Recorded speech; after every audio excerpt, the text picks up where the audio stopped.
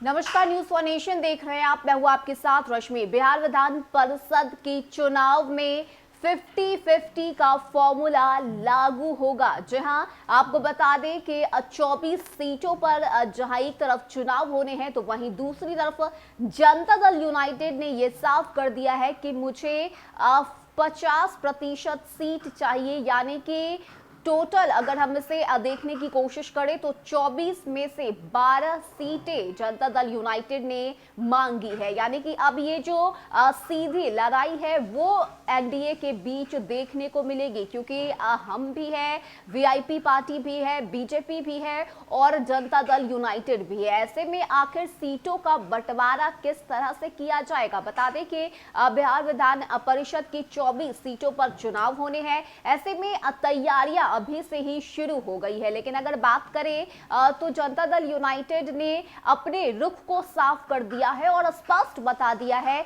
कि मुझे 24 में से 12 सीट चाहिए। यानी कि इस बार बिहार विधान परिषद के चुनाव में 50-50 का फॉर्मूला लागू होना चाहिए। ऐसे में ये क्या बातें जनता दल यूनाइटेड की तरफ से कही गई है, आखिर किस तरह से ये नया बखेरा बिहार विधान परिषद चुनाव में खड़ा करने की कोशिश जनता दल यूनाइटेड की तरफ से की जा रही है, आपको ये पूरी जानकारी देते हैं। बता दें कि जदयू संसदीय बोर्ड के राष्ट्रीय अध्यक्ष उपेंद्र कुशवाहा ने बिहार विधान परिषद की 24 सीटों के चुनाव के बारे में बड़ी बात कह दी है। उनके अनुसार इन 24 में से आधी यानी कि 12 सीटें जदयू को मिलनी चाहिए। ध्यान रहे कि ये सीटें स्थानीय निकाय कोटे से भरी जानी है। जीत की आकांक्षा रखने वाले हर हाल में जीत की तैयारियों में जुट गए हैं। अभी के हिसाब से 24 में से 13 सीटें भाजपा के और 8 सीटें जदयू के पास है। 2 सीटें राजद की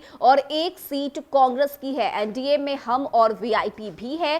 सीटों के बंटवारे के मसले पर जाहिर तौर पर इन दोनों पार्टियों की तरफ से भी डिमांड की जा सकती है। ऐसा हुआ तो यह सब एनडीए के घटक दलों के बीच चुनौती का एक नया मोर्चा होगा। अभी तक सीटों की संख्या को लेकर एनडीए में कोई बात नहीं हुई है। हालांकि उपेंद्र कुशवाहा ने स्पष्ट किया है कि यह ऐसी कोई बात नहीं है जो मसला बने। अगर ऐसा कुछ होता भी है तो यह बिल्कुल सामान्य भाव से सलट जाएगा। वे 12 सीटें की अपनी डिमांड को इस नए मसले को उभारने का कारक नहीं मानते। बता दें कि उपेंद्र कुशवाहा ने कहा है कि हम तो वही मांग रहे हैं जो अब तक होता या मिलता रहा है। इस क्रम में उन्होंने बीते विधानसभा और लोकसभा चुनाव तक का हवाला दिया। उन्होंने कहा कि इन चुनावों में जेडीयू और भाजपा के बीच सीटें कॉम्बिनेशन आधी आधी बटे और इस क्रम में जीती गई सीटें या उसकी संख्या का ख्याल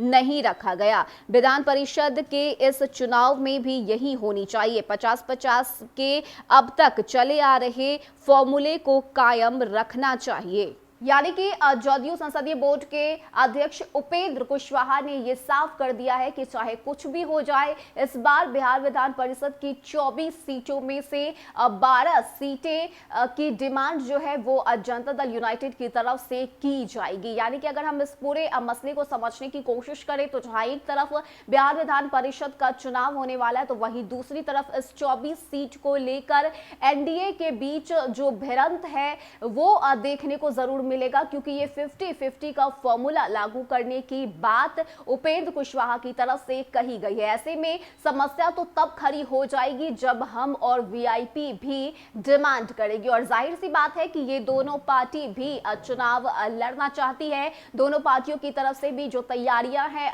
वो शुरू हो चुकी है। ऐसे में जाहिर तौर पर बिहार विधान परिषद के इस 24 सीट पर जो एनडीए के घटक दल है वे सभी डिमांड करेंगे। ऐसे में जनता दल यूनाइटेड का यह कहना कि 50-50 फॉर्मूले के अनुसार उन्हें 12 सीट मिलने चाहिए, ये कहीं ना कहीं मुश्किलें खड़ी कर सकती है। अब देखने वाली बात होती है कि आगे क्या कुछ निर्णय लिया जाता है और आखिर कितनी सीटें जनता दल यूनाइटेड के पास आती है, क्योंकि इस बार उपेंद्र कुशवाहा ने यह साफ कर दिया है कि वो कहीं से भी समझौता करने के मूड में नहीं है और उन्हें 24 में से 12 सीट चाहिए ही चाहिए। अब देखने वाली बात होती है कि आगे बिहार विधान परिषद के 24 सीट को लेकर आखिर किस तरह से एनडीए के घटक दल को कितनी सीटें मिलती है और क्या कुछ अंतिम निर्णय लिया जाता है। फिलहाल के लिए इतना ही। ज्यादा अपडेट के लिए आप बने रहिए न्यूज़ फॉर नेशन के साथ। नमस्कार।